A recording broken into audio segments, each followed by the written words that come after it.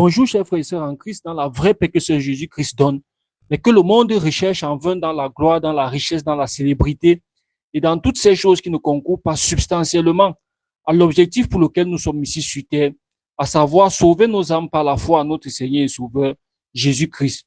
Le menu de ce matin s'intitule Juste pour contempler et admirer. 2 points, le vrai amour. Et le texte principal nous vient des psaumes de David, psaume chapitre 27 au verset 4. Allons-y dans psaume chapitre 27, verset 4. Il est dit, je demande à l'Éternel une chose que je désire ardemment.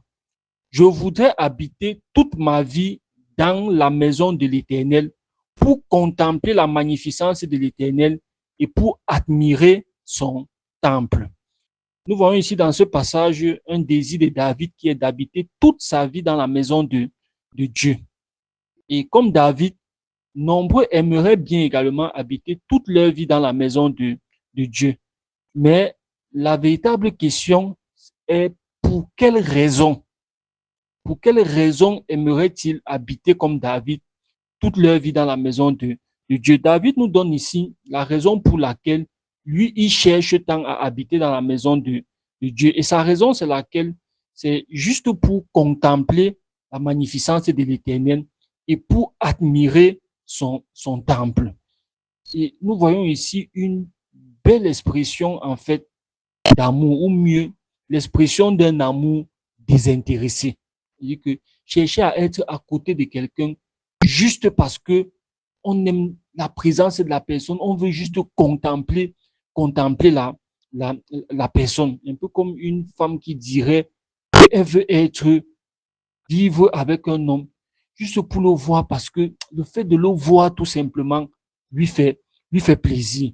Et nous voyons ici un amour désintéressé.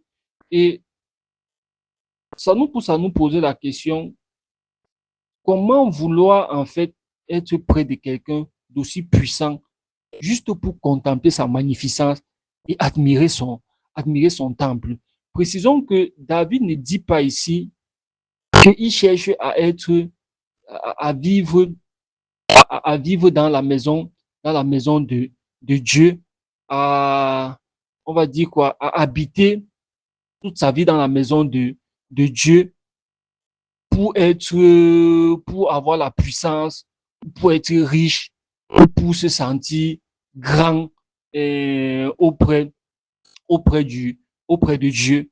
Mais David dit qu'il veut être près de Dieu juste pour contempler sa magnificence et admirer son temple. Et David ici exprime donc un désintérêt pour les choses matérielles, dans son désir d'être près du Seigneur. Et il nous donne ici l'exemple à suivre quant au motif de notre désir d'être près de Dieu.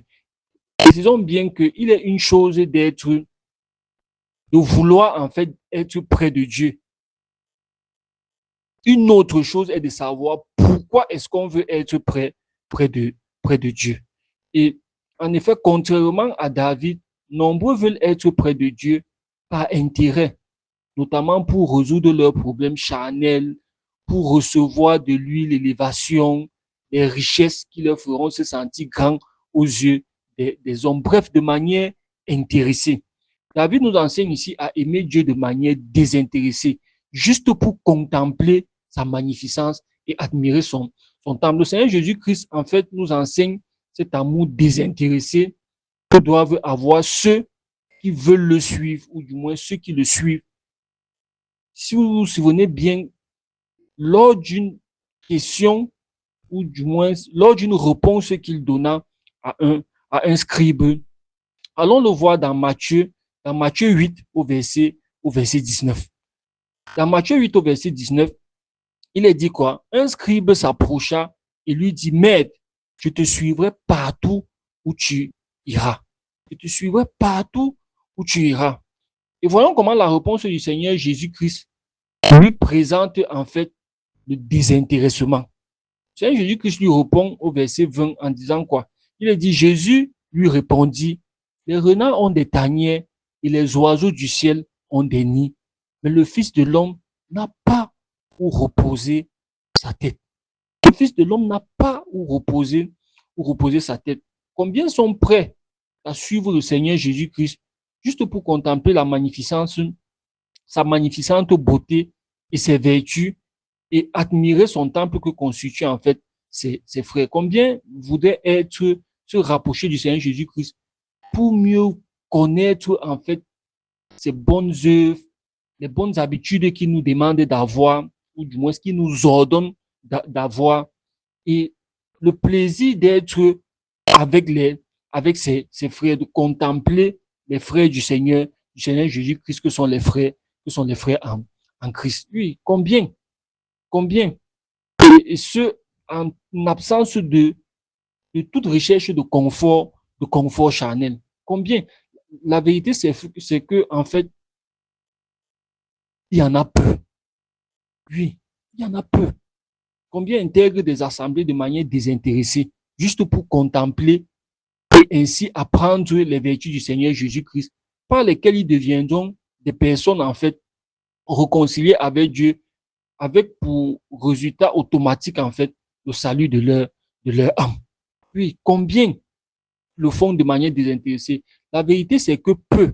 Pourquoi? Parce que nombreux cherchent aussi souvent, et c'est souvent de manière déguisée, nombreux cherchent souvent des choses charnelles et le Seigneur n'est qu'un, on va dire quoi, un objectif intermédiaire de leur véritable objectif, porté sur des choses charnelles. Ça veut dire quoi? Certains cherchent un emploi, d'autres cherchent un visa pour voyager, d'autres vont chercher par exemple la nomination, d'autres vont chercher le mari, d'autres vont chercher une femme, d'autres vont chercher un enfant, d'autres vont chercher une délivrance et autres. Et très souvent, en fait, examinons-nous vraiment minutieusement sur ces aspects. Parce que on peut parler de ces choses, très souvent, les chrétiens, c'est que, ah non, je pense à tel, ah, je pense à tel. Et pourtant, nous-mêmes, ça peut être notre cas. C'est pourquoi examinons-nous minutieusement sur ces aspects. Parce que, en réalité, si nous venons au Seigneur pour une de ces raisons, il y a souvent deux conséquences. Ou du moins, une conséquence est, selon, en fait, le scénario qui se réalisera par la suite, ou selon le scénario qui se réalisera selon les deux scénarios qui existent. La première chose, le premier scénario, c'est si nous n'obtenons pas ce que nous recherchons, à un moment, nous nous lasserons d'être à côté du Seigneur parce que nous n'obtenons pas ce que nous voulons et nous abandonnerons le Seigneur en chemin et souvent avec des prétextes fallacieux. Souvent avec des prétextes fallacieux, on va trouver des prétextes là pour dire que non, ceci, c'est là, alors que bon, parce qu'on n'a pas obtenu ce qu'on recherchait, on s'est dit non. Et parfois, des personnes, lorsque on rencontre des personnes qui abandonnent le Seigneur, souvent sous des prétextes fallacieux, par la suite, lorsque vous allez rencontrer ces personnes des années après, vous allez vous rendre compte que ces personnes ont replongé en fait dans une vie mondaine. Je dis que bon, mais comment est-ce que tu as fait pour replonger dans une vie mondaine? Ah non, et autres, on va commencer à trouver des prétextes tout simplement parce que en fait, n'ayant pas obtenu ce qu'on recherchait, on se retourne vers le monde. Il y a certaines personnes qui, je vais prendre un exemple, on va dire quoi, un homme qui cherche la femme. Il y a beaucoup qui intègrent des assemblées pour chercher une femme. Et quand ils se rendent compte que, bon, les sœurs qui sont dans l'assemblée, elles sont par rapport à son intérêt bizarre. Je dis qu'elles sont focus sur Dieu, elles-mêmes sont là, elles ne s'intéressent pas ou bien parfois il va regarder, il dit que non, ce n'est pas mon goût. Il regarde comme ça dans l'assemblée 1 an, 2 ans. Puis il dit que mais si je reste ici, là, il va finir célibataire. Allez, pap, il sort. Et il sort. Donc quand tu vas le rencontrer plus tard, tu vas te rendre compte que bon, il a plongé dans une vie mondaine. Et parfois tu vas voir, il s'est lié à une personne. Bon, après, il regrette par la suite. Du moins, si il a la grâce de revenir sur le droit chemin. Les exemples sont légion.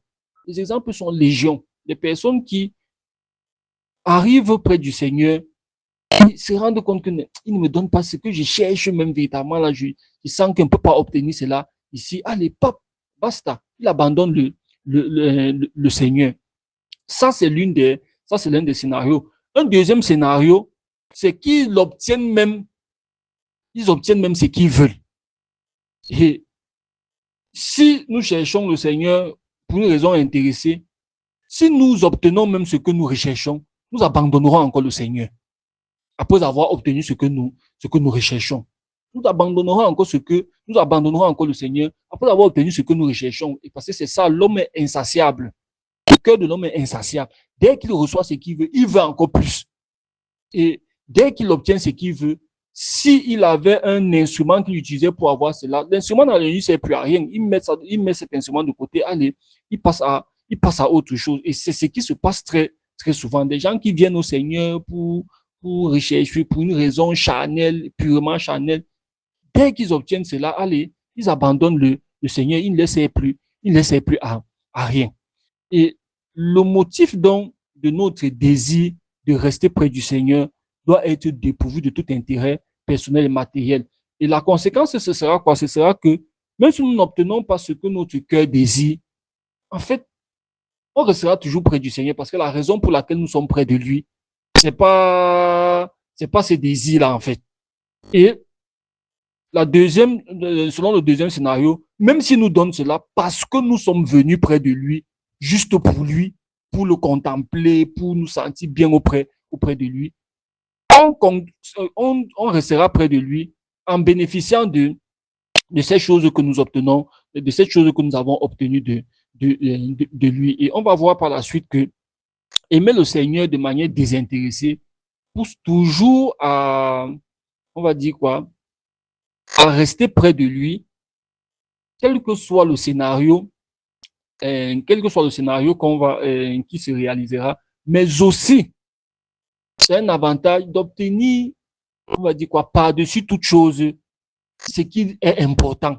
C'est-à-dire que quelqu'un qui vient au Seigneur de manière désintéressée, en fait, après, on observe qu'il obtient ce que les autres recherchent de manière intéressée en faisant beaucoup d'efforts, parfois des efforts malicieux, il l'obtient naturellement.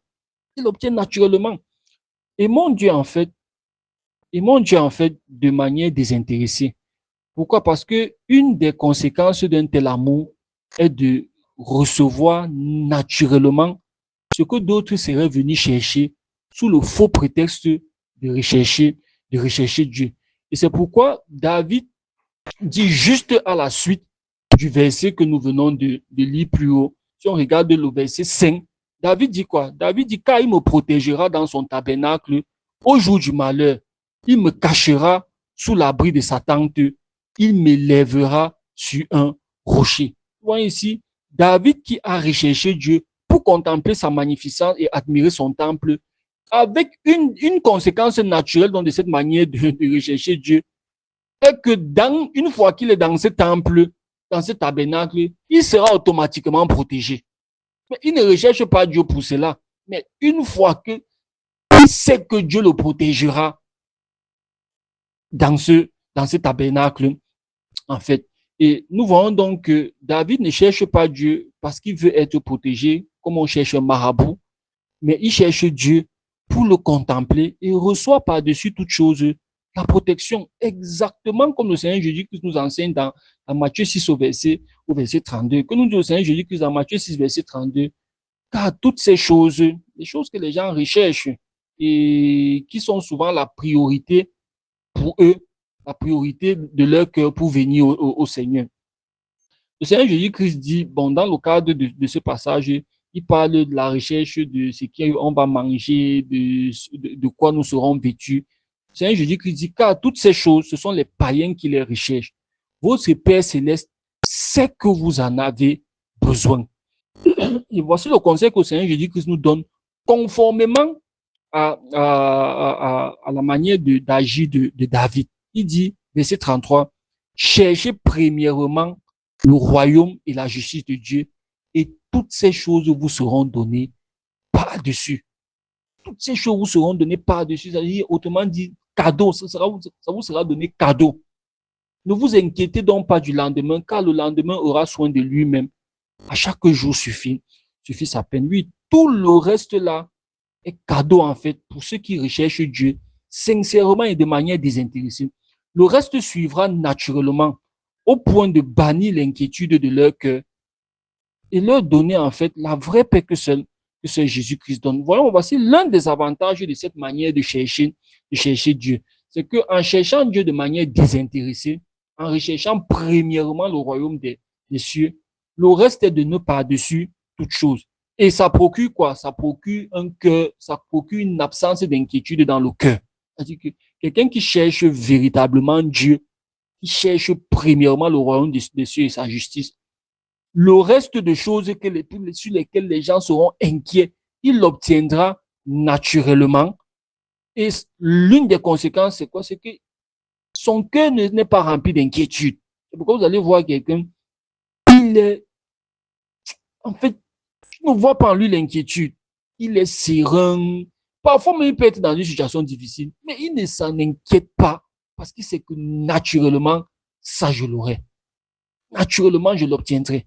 Et ça lui donne donc une certaine paix, la vraie paix que c'est Jésus-Christ, donne. La vraie paix que c'est Jésus-Christ, donne. Oh, ceux qui recherchent Dieu, qui cherchent à se rapprocher du Seigneur, à se rapprocher de Dieu,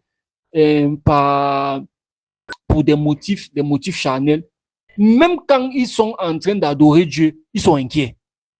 Est-ce qu'il va me donner ce que je veux là? Est-ce qu'il va me donner ce que je cherche là? Est-ce que je vais m'en sortir? Non. Quand on cherche Dieu naturellement, il est vrai, il y a des moments où l'inquiétude peut venir, mais c'est dans un laps de temps tellement réduit, parce qu'il y aura toujours une parole de Dieu qui viendra reconforter et dire que non, ne t'inquiète pas de cela. Toi, cherche le royaume des cieux et sa justice. Le reste, là, ça vient par-dessus toute chose. C'est-à-dire que le jour même où tu ne t'attendras même pas, c'est là que ça va arriver. Et tu auras gagné d'avoir un cœur qui n'est pas plongé dans l'inquiétude. Et c'est l'une des caractéristiques du juste.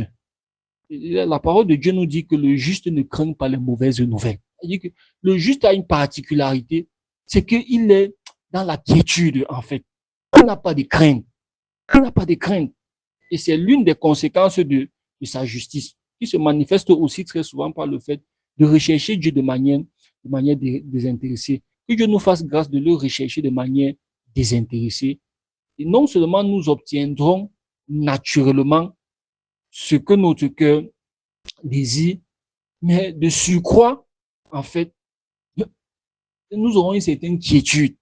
Parce que il est une chose d'avoir des choses et vivre avec ces choses dans l'inquiétude. Il en est une autre de les avoir et d'être toujours dans la joie. Oui, il y a des personnes qui ont des choses, beaucoup de choses, mais elles sont dans l'inquiétude. Elles sont dans l'inquiétude. Quand tu vois le visage de la personne, le visage est froissé et autre, la personne est... Tu comprends que bon, il y a un problème. Oh, le juste, lui, il obtient des choses non seulement naturellement, mais sans inquiétude. Sans inquiétude. C'est-à-dire que il les obtient et comme même son cœur n'est pas tellement attaché à ces choses, quand il les obtient même, en fait, il ne leur donne pas la priorité dans sa vie au point d'être tellement préoccupé par ces choses et commencer à vivre d'inquiétude. Non. Et que Dieu nous fasse grâce de le rechercher de manière désintéressée et toutes ces choses suivront. Toutes ces choses suivront naturellement. Une fois de plus, chers frères et sœurs en Christ, bonjour dans la vraie paix que Seigneur Jésus-Christ donne, mais que le monde recherche en vain dans la gloire, dans la richesse, dans la célébrité, et dans toutes ces choses qui ne concourent pas substantiellement à l'objectif pour lequel nous sommes ici sur terre, à savoir sauver nos âmes par la foi en notre Seigneur et Sauveur, Jésus-Christ.